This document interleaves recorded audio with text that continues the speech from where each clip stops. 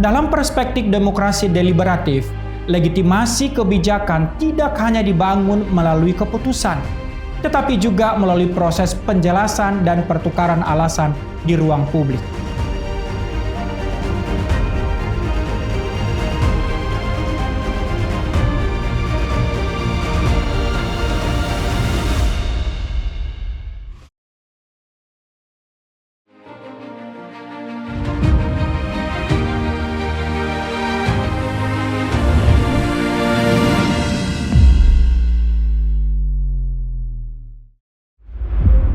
Salam, bertemu bersama saya Edward Purba dalam podcast Ikatan Kristen Nusantara. Berikut beberapa kritik yang sering muncul dalam kajian komunikasi politik terhadap gaya komunikasi Presiden kita, Prabowo Subianto. Pertama, cenderung bersifat monolog daripada dialog.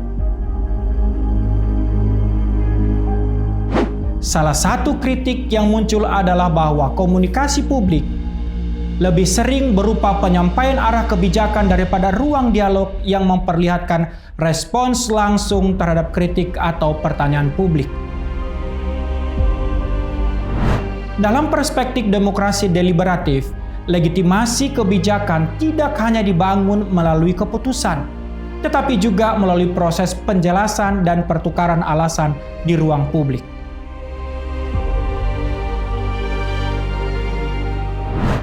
Kedua, kritik sering direspon secara umum, bukan pada substansi. Dalam beberapa pidato, Presiden lebih sering merespon kritik dengan narasi umum mengenai kepentingan nasional, persatuan, atau adanya pihak yang dianggap menghambat agenda bangsa daripada membahas secara rinci kritik tertentu.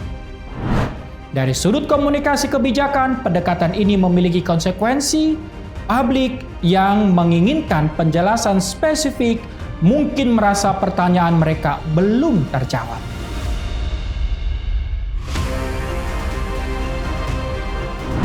Ketiga, penggunaan label retoris.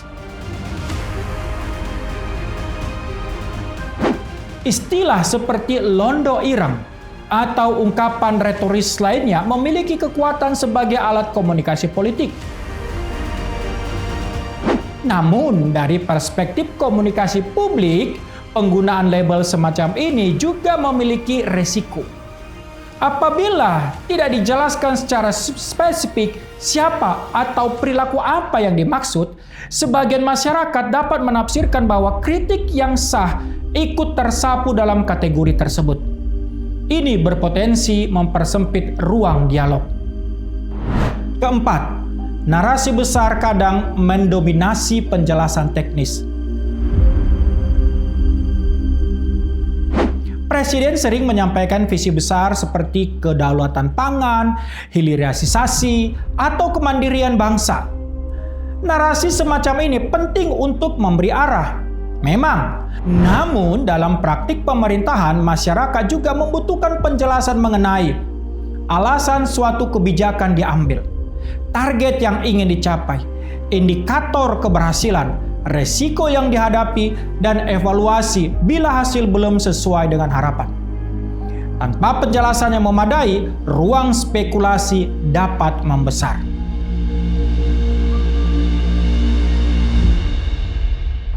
Kelima, komunikasi krisis dapat ditingkatkan. Dalam situasi kontroversial, komunikasi yang cepat, jelas, dan konsisten sangat penting. Banyak ahli komunikasi krisis menekankan bahwa kecepatan menjelaskan, empati terhadap kekhawatiran publik, dan transparansi membantu menjaga kepercayaan. Jika penjelasan datang terlambat atau tersebar di banyak kanal yang tidak seragam, muncul resiko kebingungan dan perkembangan informasi yang saling bertentangan.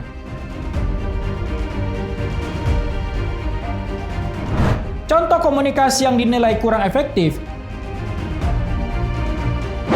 misalkan muncul kritik luas terhadap implementasi sebuah program pemerintah.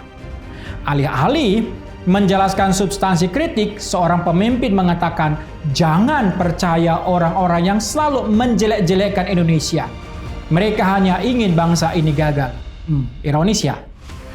Pernyataan semacam ini dianggap dapat memperkuat solidaritas sebagian pendukung. Namun dari sudut komunikasi politik, ia belum menjawab pertanyaan utama masyarakat. Misalnya, apa sih sebenarnya yang terjadi? Mengapa masalah ini muncul? Apa langkah pemerintah untuk memperbaikinya? Akibatnya fokus bergeser dari persoalan kebijakan menjadi perdebatan tentang siapa yang mengkritik. Hati-hati. Bukan substansinya, tetapi orang yang menyebabkan pertanyaan itu tadi yang akan dicari-cari. Dalam hal ini tidak jarang para pengamat pun terjebak dalam hal ini. Bisa kita lihat di media-media misalnya. Lebih mempersoalkan siapa yang dimaksud, bukan apa penyelesaiannya. Apa kata Alkitab? Dalam Injil Markus 10 ayat 46-52, ketika Bartimeus berseru meminta belas kasihan, Tuhan kita Yesus Kristus tidak langsung memberi perintah. Ia bertanya, "Apa yang engkau kehendaki supaya aku perbuat bagimu?" Padahal Tuhan Yesus mengetahui bahwa Bartimeus itu buta. Mengapa Tuhan Yesus bertanya? Karena komunikasi yang baik tidak hanya menyampaikan jawaban, tetapi juga memberikan ruang bagi orang lain untuk menyampaikan kebutuhan. Pertanyaan itu menunjukkan penghormatan terhadap martabat orang yang diajak berbicara. Demikian pula Musa menerima keluhan bangsa Israel di padang gurun. Ia memang tidak selalu dapat memenuhi semua tuntutan mereka. Tetapi ia membawa persoalan itu kepada Tuhan dan mencari solusi.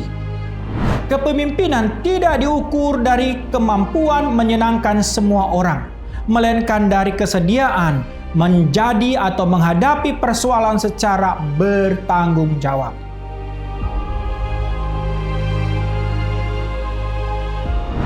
Apa sih yang bisa kita simpulkan?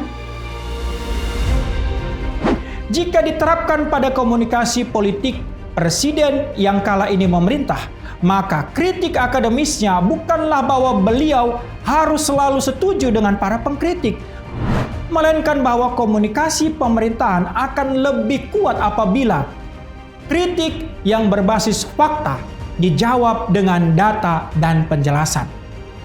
Kritik yang keliru diluruskan dengan argumentasi, bukan sekedar pelebelan seperti tadi Londo Ireng. Keberhasilan disampaikan dengan kerendahan hati, dan kekurangan diakui disertai langkah perbaikan yang jelas.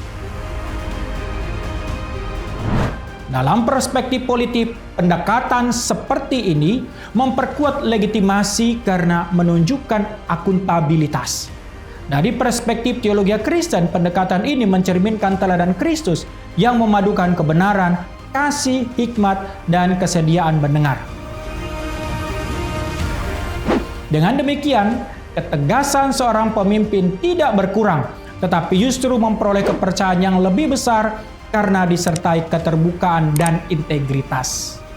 Soli Deo Gloria, mari warnai dunia dengan pikiran Kristus.